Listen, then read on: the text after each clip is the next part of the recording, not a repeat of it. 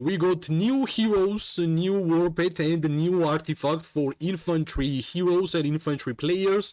Of course, I'm going to check them out. I actually have not even saw them because I wanted to give you the first reaction of mine by checking their skills and also the artifact and war pet and why it is so important for archer main player to understand what kind of infantry players we are getting, right? Surprise, surprise, for archer mains, one of the main targets in open field PvP is always infantry, right? Because they are the tanks, they have a lot of blinks, and generally they can actually catch up to archers and deal a lot of damage. If not that, then infantry are basically the tanks, and because of the medium range for the archers, unfortunately, our main target, because that's the only target we can catch, is infantry heroes. So we should know how good they are, right? So the first infantry hero, which is Joren, nameless warrior, infantry, PvP, and mobility, right? The second one is Ellanir. And Ellanir is actually infantry, garrison, and tank infantry hero, which is from the Spring Wardens faction. First, of course, I want to see what kind of PvP hero the infantry players will get, because I always believe that PvP heroes are mainly for open field PvP, and that's the ones you should be always interested, right? So, let's check out. Mobility seems interesting. It's not tank, which means it might be deal more damage than normal tank infantry heroes. And let's check out the main skill, which is Shield Storm, right? Gains fighter's mark for 3 seconds, increasing the legion's parry chance by 50%. Well, we got the new feature for the Call of Dragons heroes, new mechanic, let's say like that, because this is the only time which I have seen parry in any other Call of Dragons activities, right? Let's check out what's parry. When taking normal attack damage, reduces the damage to 0 without affecting counterattacks. Alright, so no damage. The Legion's parry chance and max parries per second both starts at 0. Parry chances are calculated once per second for each attack source, and heroes with this mechanic is only Joren, right? So basically, parry means you are not taking damage, right? That's good enough already, since infantry generally doesn't really take too much damage by like even for 1 minute if the infantry is built correctly. So this parry chance is 50% and max parries per second by 10.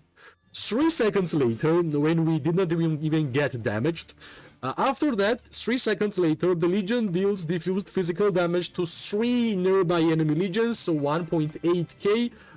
This skill damage factor will hit mainly to opponents' infantries. That should be the case most of the time. Now, each normal attack that Legion is hit by during this 3 seconds period increases damage factor by 4%, maximum 30 attacks. Alright, even more damage. So basically, this is the offensive type of infantry hero, which main idea is to basically be sneaky, remove like couple of damage which you are getting on the hero, and also deals a lot of damage. So skill damage factor buffs will be great for Joren, right? The second skill, Nameless Vanguard. After hitting enemy legion with Berserker Charge, the legion's infantry units gain 30% infantry hero scale damage. That's quite a lot of number. Infantry march speed 50%. Of course, march speed will be always important for this type of hero. Infantry counterattack damage bonus 20%. So more and more damage. Alright, let's check out the third hero, right? Undying Spirit, third skill. Infantry unit HP 30% is a lot. Like, defense bonuses and HP bonuses are the best bonuses, especially for infantries, but 30% from one skill, that might be too much. Infantry counterattack damage bonus 10%, even more, right? So just go and deal damage. That's the idea. So the fourth skill, the Legion's infantry units gain 10% defense. After a successful parry against a normal attack, the Legion deals extra counterattack damage to attacking Legion, 200, right? and it doesn't really say, I guess every single time the parry is successful, this happens, right? So counterattack damage bonus, and increase damage from counterattack itself. March speed bonus, skill damage factor, which is quite high by percentages, and 30%, and also amazing buffs, defense bonuses, and HP bonuses. This might be too much, right? Like, I know damage dealing infantry heroes should stay healthy in order to actually deal damage, but this might be too much buffs, right? Too much defense bonuses, a 30% HP bonus is just, yeah, out of this world. The Awakening skill basically gives us 10% more the chance of parry, which is kind of nice, right? Not that super important, but why not, right? PvP heroes, every skill should be 5 level, and in the end you will awaken this hero. So basically, if you want to have a damage dealing infantry hero and also pretty tanky, then Joren is a great choice. What do I think about this hero as an archer player? I just like that we don't have tank talent tree. That's basically good enough. We should deal quite a lot of damage, but there is one bad thing. Counterattack damage will be too high, right? So the second infantry hero, which is Ellanir. Spring Warden's faction, infantry, garrison, and tank, right? Of course, you want to be more tanky, Ellanir might be primary. If you want to be more mobile and damage-dealing infantry hero pair, Jorgen will be primary. So yeah, like a Uma and Lake 1, right? Let's check out Ellanir's skill. After every 3 normal attacks launched, deals extra physical attack damage to the current target legion once every 3 seconds. After every 3 counterattack launched, deals extra physical attack damage to the attacking legion up to 8 times per second, so basically 500 after normal attacks and 180 after counterattacks.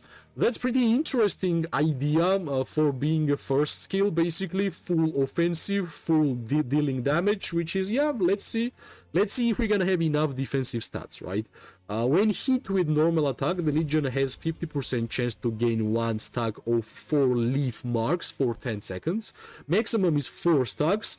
Each stack increases the Legion's infantry unit's counterattack damage by 5%. So 20% will be max stacks, and 10%, 40% hero skill damage bonus. What? Alright. Third skill, infantry defense bonus, 25%, infantry unit attack resistance, 25%. That's attack resistance is basically against archer heroes, right? Basically against archer heroes, alright.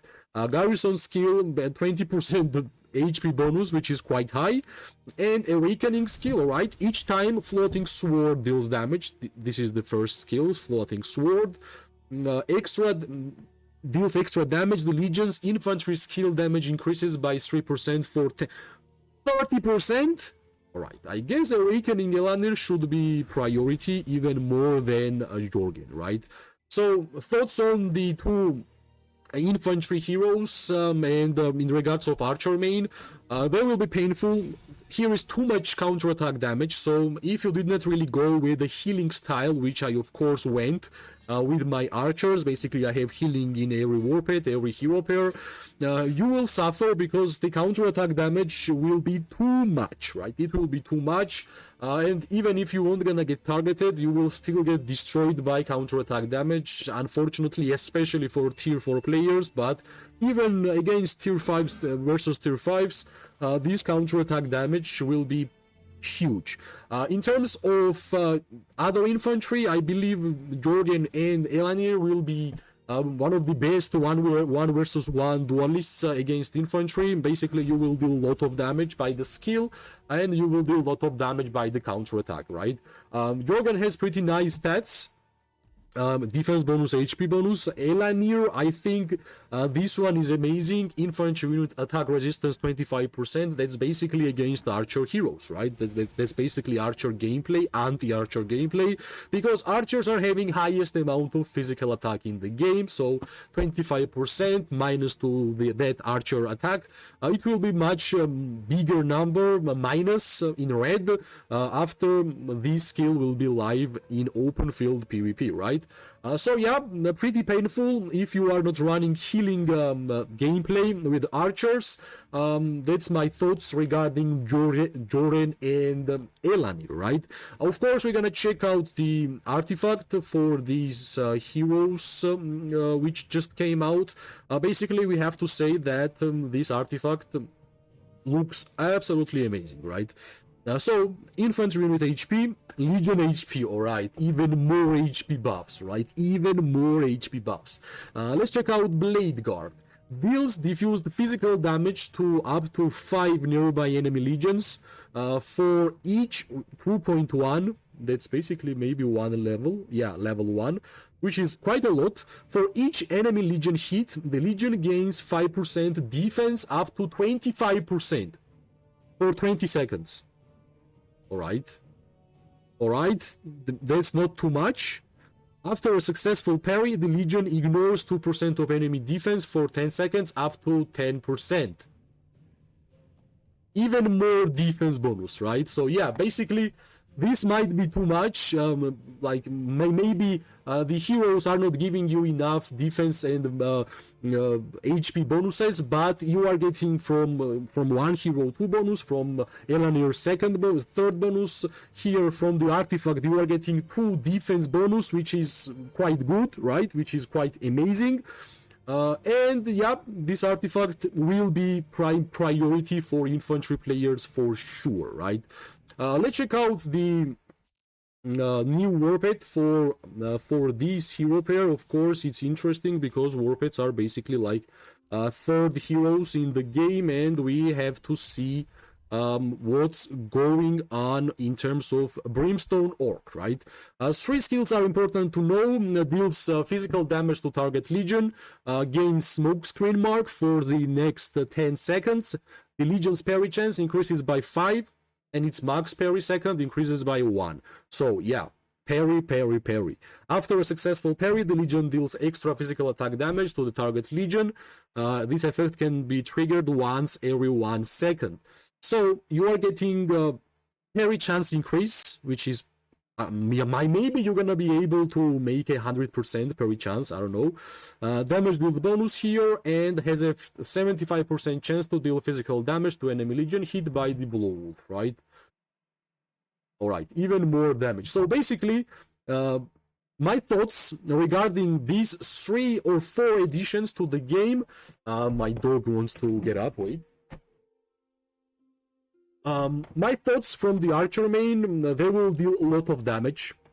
The Joren and Ellanir, they have a lot of counter-attack damage, which will be painful for archer players who are not running healing in their lineup, right? For example, myself, I run heals on every single archer war pet and basically in every single hero pair.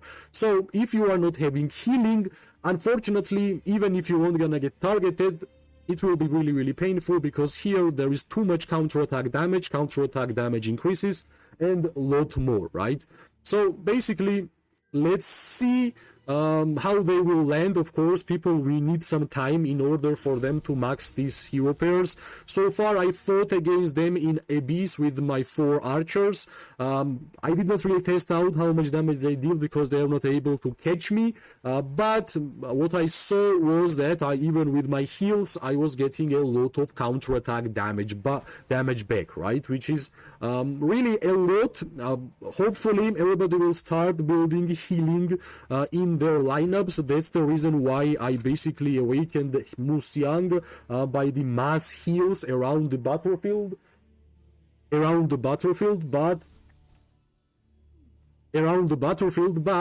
hopefully there will be like more archer, even some epics, or of course legendary heroes, which will give us more heals, because fortunately or unfortunately, without healing, you are getting a too much counter-attack damage buff, right?